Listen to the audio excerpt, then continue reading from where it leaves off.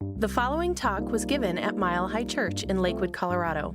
Please visit our website at milehighchurch.org. Thank you for joining us for a Wednesday Night Live tonight. And what we know here is that wherever you are, however you are, whatever challenge you may be enduring or event you may be celebrating in your life, there's always more. There's always a greater light, a greater wisdom, a greater love available. That's the secret of life itself, and I love that we can gather here week by week and remember that sometimes for those of us who are going through trying times. And so grateful to be here with Simon and Masando tonight. And Simon, you're starting us on a 2-week series on forgiveness, a deep dive, and always surprised to notice the things that I need to be forgiving or forgot to forgive in my life. And just thought I'd begin with both of you. Maybe this is a little too personal, but where are you both being called to forgive in your life today, these days? Oh, dude, I'll let you go first. It's much easier to come up with things that I need to be forgiven for. That's for sure. I don't know. I love your concept of everyday forgiveness, Josh. Forgiveness can feel like this really intense thing, right? I'm doing some forgiveness work right now. Like no one gets stoked when they hear that. And I think for me, that everyday forgiveness, I think I'm really called to. I notice that I think it's because spending more time at home just with my own thoughts. I love this little taste of winter we got, actually, as apocalyptic as it is, but it's 2020, so it's just like on par for everything else that's happening. But I love the quiet that comes with snow. There's like no other quiet quite like it. And I notice in that moments of quiet, like things can begin to arise to the surface that I don't even know is there, right? That I need to forgive myself for some grudge I may be holding on to someone, with someone. I know family's a big piece for me. Sorry, Mom and Dad, if you're watching. But I've had to do forgiveness work with my family recently even, and I'm sure they have with me as well, right? But there's something that I've noticed around this time, like it's harder for me to keep a grudge right now. Like it's harder for me to hold on to stuff because I'm like, God, like life is so precious right now, like more than ever, and I don't get to see many people, and so when I do, when we assess risk enough to go and see people, it just feels so special. So I just find that I'm having a harder time holding on to things than I normally do, which actually has been a gift.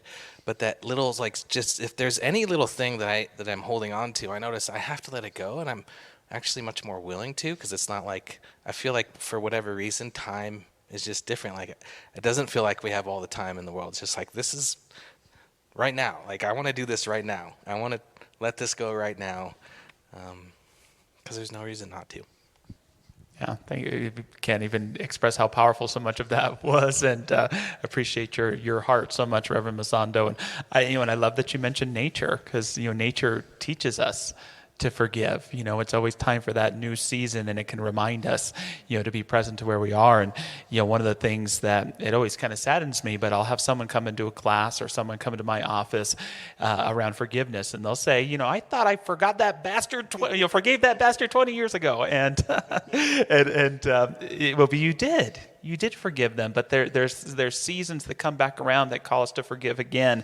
And that's where, we have to remember that forgiveness isn't just a one-time event. Sometimes for some of us, it's a daily spiritual practice. How about for you, Reverend Simon? Well, Josh, there was that incident in Idaho, but the statute of limitations hasn't run out, so I think I'll just be going it. No, in a lot of our practice, our classes, we do this thing where we'll run people through an exercise, and do you struggle more with giving or receiving? And I think it's the same thing with forgiveness. Does one struggle more with forgiving others or forgiving themselves? And I think for me, I have to be honest, often it's forgiving myself for ways I've treated people, ways I've treated myself. And often it's just, I'm an introvert. And so I've noticed a tendency, especially with COVID, of selfishness, like selfishness with my time and presence, and especially with having a family, because there's always so many demands that can be asked, put on one. And man, I notice those times where I'm like, no, I want to be by myself. No, you're bothering me. No, leave me alone. I'm like, dude, don't regret that. Don't follow that path, because you will regret the times that you needed your alone time.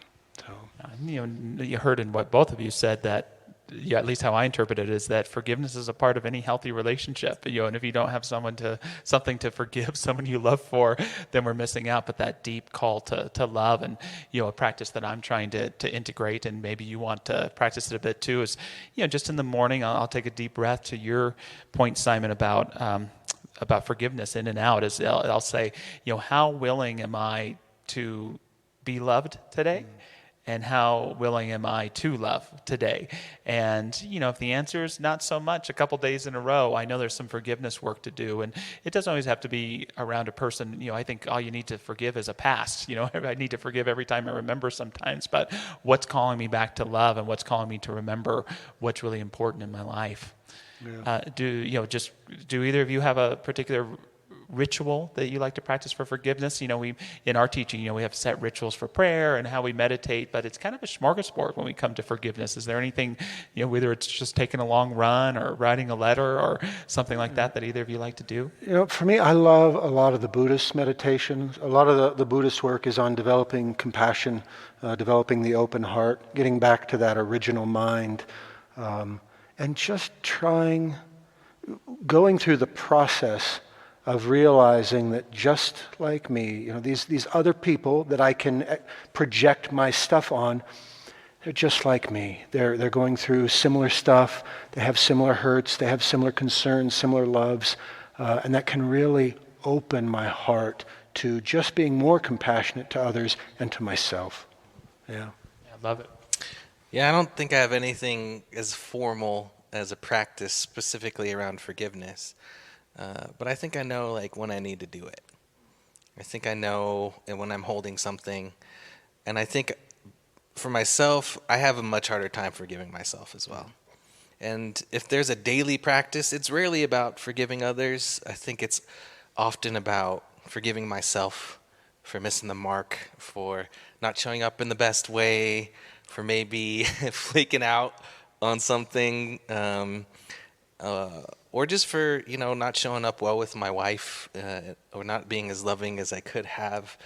I learned a lot about forgiveness from Rebecca, my wife. She is amazing at not holding grudges. I think she's shown me a lot that she's shown me a lot about unconditional love, which I hope every good relationship does. But she's shown me you can not be okay with someone's behavior, but you can still love them and see them as full and whole all at the same time, right? And so with me, it's like course correcting. It's like, okay, what do I need to do to make this right? And how can I stay whole in that process, right? How can I know when I need to apologize, right? Or when I need to seek forgiveness in some way. And how can I hold myself to that and really follow through with that and take the action that needs to be done, but also keep myself whole, not have to see myself as deficient or unworthy of love because of that, or some kind of horrible person, right? I think we all someone was saying yes to that. I think for me it's kind of in the moment. I know when it needs to happen, and I love your idea of checking in every morning. What were your two questions again, Josh? Yeah, just how willing am I to be loved today, and how willing am I to give love? And Totally. Sometimes we'll be surprised how much the answer can be no. Yeah. Sometimes because a feeling of trust has been broken, or we're in self-judgment about ourselves, or are attached to someone loving us who's not in a place to be very loving right now with whatever's going on in our lives. It can be challenging, or even our relationships. And, if you have forgiveness to do with your wonderful wife, you won a few points just now in your sharing. But, I have that with my wife too. She'll have someone from church once in a while come up and say, wow, it must be great living with Josh. He's so peaceful and kind. And she just shakes her head. You'll come over to our house and see. But one of the things that she does for me, and hopefully I do for her, and maybe for any of us working on forgiveness with people that we love, is it's not always about talking it through. It's when one of us is off, the ability to trust the other person to do their own work and come back to center. And that's something I love about my wife, is when I'm, having a crazy moment or have said something stupid or have misbehaved, she can sometimes give me that space to come back to center without needing to point out how off center I've gotten. And I think that's a powerful form of forgiveness in our relationships sometimes too. And the ability of our spouses, our family, to hold that place for us when we lose it. I mean, I know Chris, my wife, she has a heart that sometimes I'm like, how do you even do that? How can you be so compassionate? But when I forget who I am or get a little off the road with maybe one of the kids, she has that way of bringing me back and just holding that consciousness, holding that space. Yeah. In love or by the ear? In love. And sometimes. Final thought, Reverend Masando? Yeah, I also think sometimes this idea comes up of forgiveness, right? Like, oh, does that mean just like letting people walk all over us all the time and we're just going to be forgiving all the time? And I think that forgiveness also can happen with like creating boundaries. I read this quote recently that said, boundaries allow me to love you and love myself at the same time. And sometimes those boundaries are necessary in order for that love to exist, right, between you two. And so I always think about that too. Like, it doesn't have to be like the difference between reconciliation and forgiveness, right? Like, reconciliation is like sort of a two-way thing, right, where sort of forgiveness happens in both directions and you're able to come to that. But sometimes that can't always happen. Sometimes just the pure forgiveness has to happen from one person to the other, especially if there's been mutual hurt. And sometimes in order for the love to continue to coexist, like, those boundaries have to be there too. And that to me is a beautiful thing, that creating a boundary can actually be an act of love for yourself and for that other person. Yeah, a little bit of tough love sometimes too. Or I think Douglas Adams said, hey, a learning experience is that thing where you say, hey, that thing that you just did, don't do that. And if you're doing that over and over again, we have work to do. Well, thank you for joining us for the Mile High Men's Group here on Wednesday Night Live. It was great to have you. We don't want to feed into Reverend Simon's talk time. So nice to have everyone with us. Once upon a time, there was a woman who lost her young son. He died. And her heart was filled with the unfairness of it all. She wanted revenge. She didn't know against who or against what. She was angry at the divine. She was angry at his caregivers. She was angry at her family. Her heart was hardened. And she went from household to household in the village, asking if someone had a potion or a medicine that she could give to the lifeless body of her son to bring him back. Of course, everyone said no. And finally, someone said, you should go see the Buddha. Perhaps the Buddha could help. And so she did. She went before the most holy monk, and she explained what was happening, and she asked if he could help her. And he said, I can help you. But I have all of the ingredients I need, but I need 3 mustard seeds. Now, these mustard seeds must be pure. They must be from a family, from a household that has never experienced the pain of death, that has never experienced the hurt of betrayal, that has never experienced the heartache of loss. Well, she set out. She had a purpose now. She went to the first door, but alas, this family was still grieving over the loss of the matriarch of the household. She went on to the next household, but alas, Someone here was grieving from a betrayal in a business interaction. She went on to the next household, but here was the infirmity of old age. She went on, and here was disease that had come on unexpected. On and on. She persevered. She went to each house in the village and even beyond her village. And finally, after hours or days or perhaps weeks, she returned back to the Buddha to acknowledge her failure.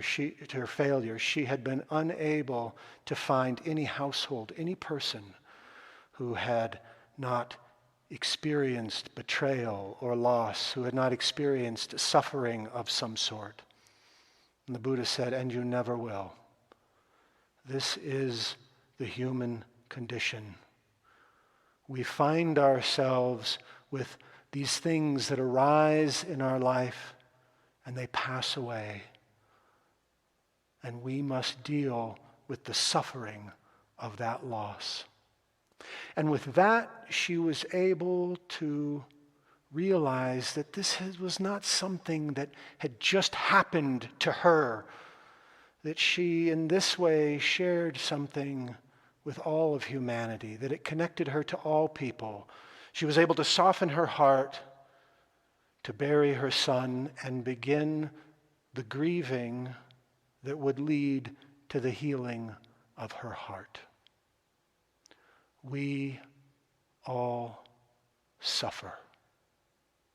We have all felt loss. We have all felt betrayal. And no matter how good of card-carrying religious scientists we are, life is good all the time. We suffer. We have those moments, those betrayals, those defeats, those self-judgments, those things we shame ourselves or feel shamed by, and we carry them. Now, when I use the term suffering tonight, I mean it in a way that I've been exposed to it in the Buddhist teaching, where it's a label that stands for a broad range of human experience. Everything from that, just kind of dissatisfied, to sadness, unhappiness, grief, and all the way over to that existential, I can barely hang on for another moment misery. It encompasses that whole range of human experience. I don't know if you remember it. I guess I'm dating myself. The TV show, the sitcom MASH, with Hawkeye and Trapper John. Man, I loved that show. I grew up on that show. And they had this one episode where it was about Captain Chandler. And he was this bombardier who had suffered a head injury. And when he showed up at the MASH unit, he said he was Jesus Christ. And, of course, they went through all the stuff trying to deal with that. And finally, they brought in the psychiatrist, Sidney Friedman, to try and help him, trying to figure out what was going on. And at one point, Sidney asked him, "Is it true that God answers all our prayers?" And Captain Chandler got this very serious, misty-eyed tone and said, "Yes. Sometimes the answer is no." And I'd like to propose to you, perhaps, that is one definition of suffering. It is our inability to accept no for an answer.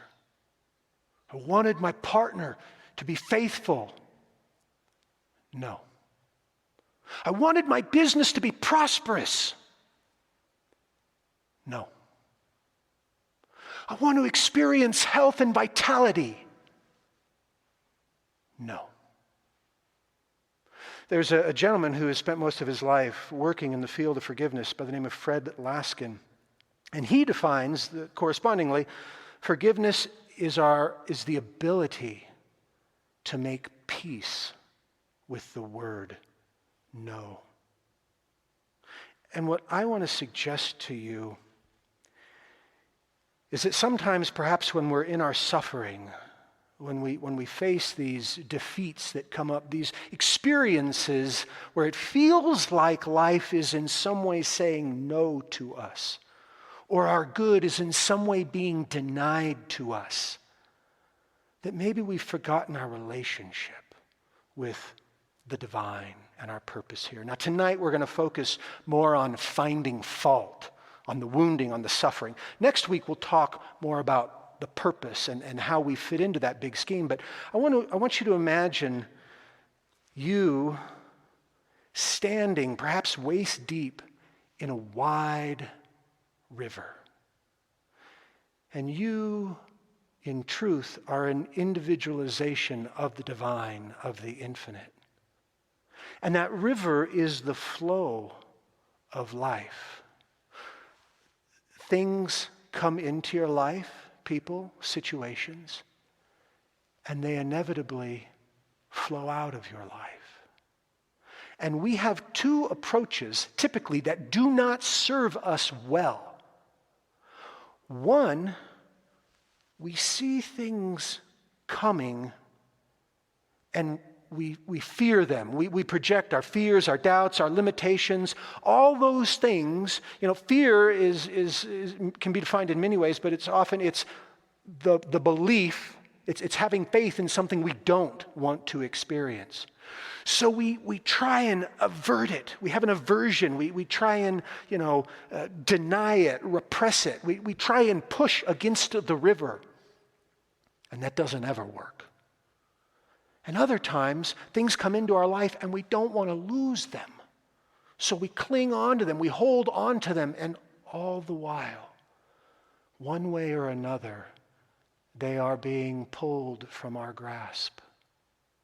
So this idea of pushing against the river, trying to avert what may be coming into our lives, or trying to cling on and not let go of, does not serve us well. Now, we do have I don't know if I call it a slight advantage, but as religious scientists, we understand some things about how we participate in this process. So we've learned that we can set intentions, and we have a certain degree to, direct the river. We can plant seeds. We can throw out things out there, intentions, and have them brought into our experience.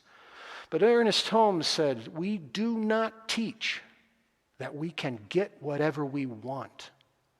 We teach instead, through the application of these principles, that we can have a better life.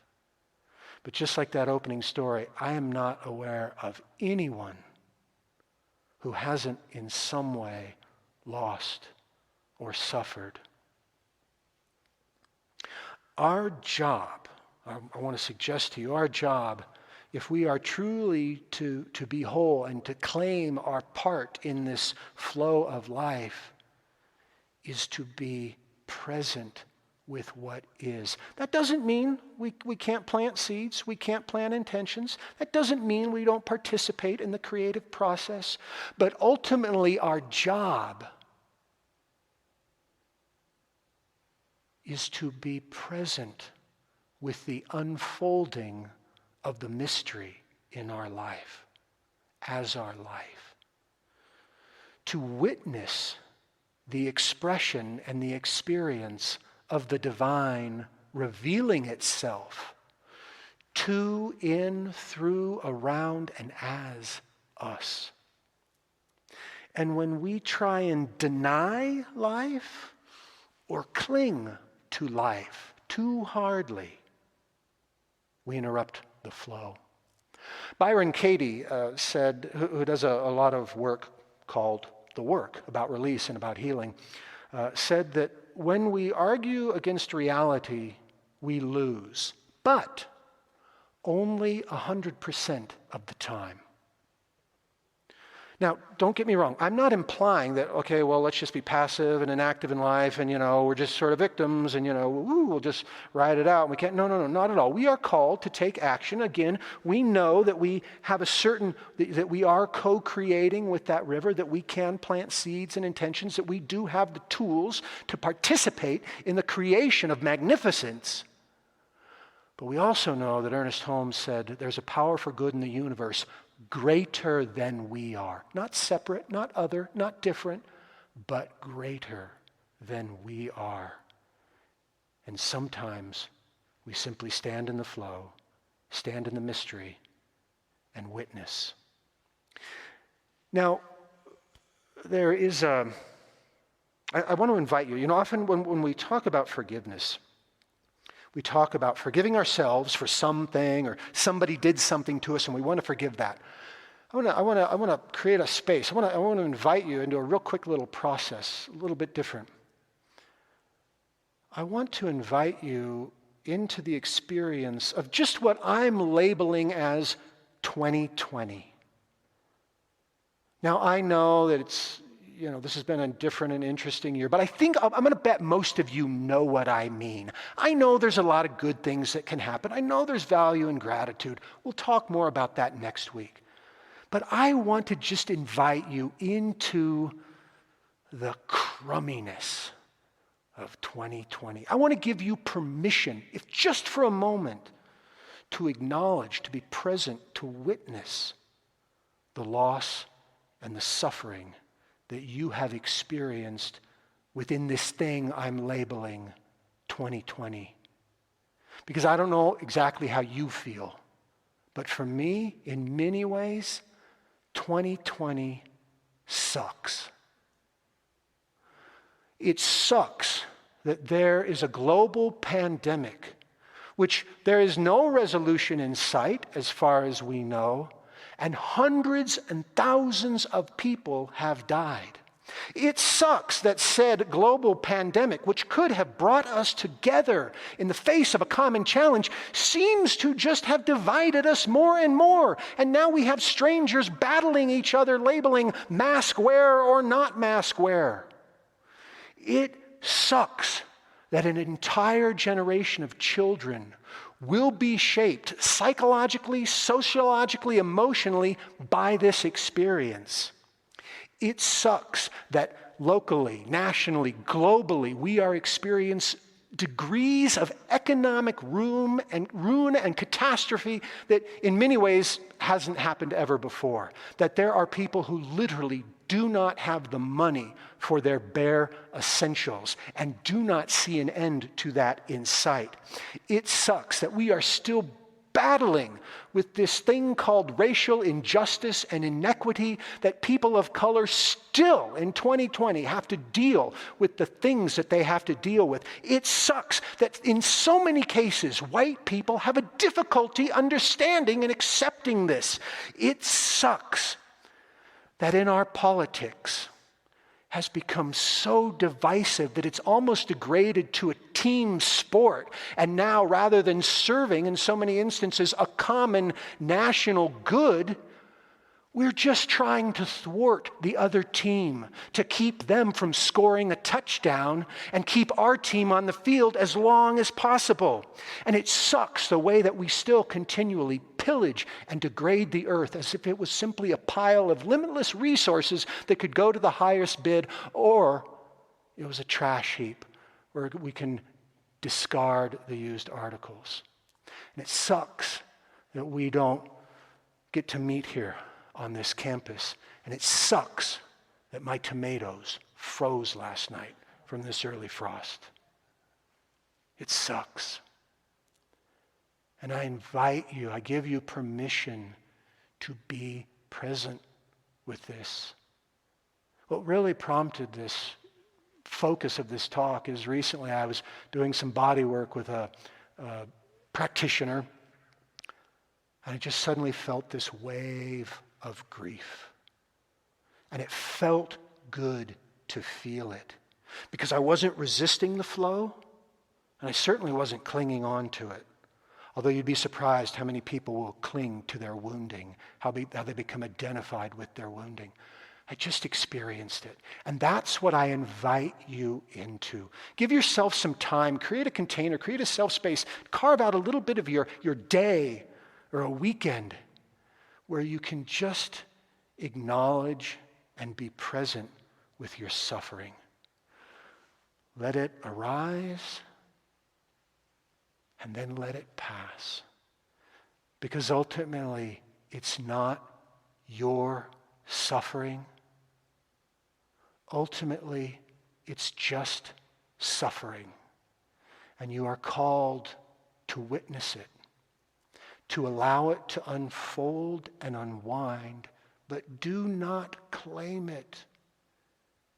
And if you do not claim it, surely it will unwind and it will move on.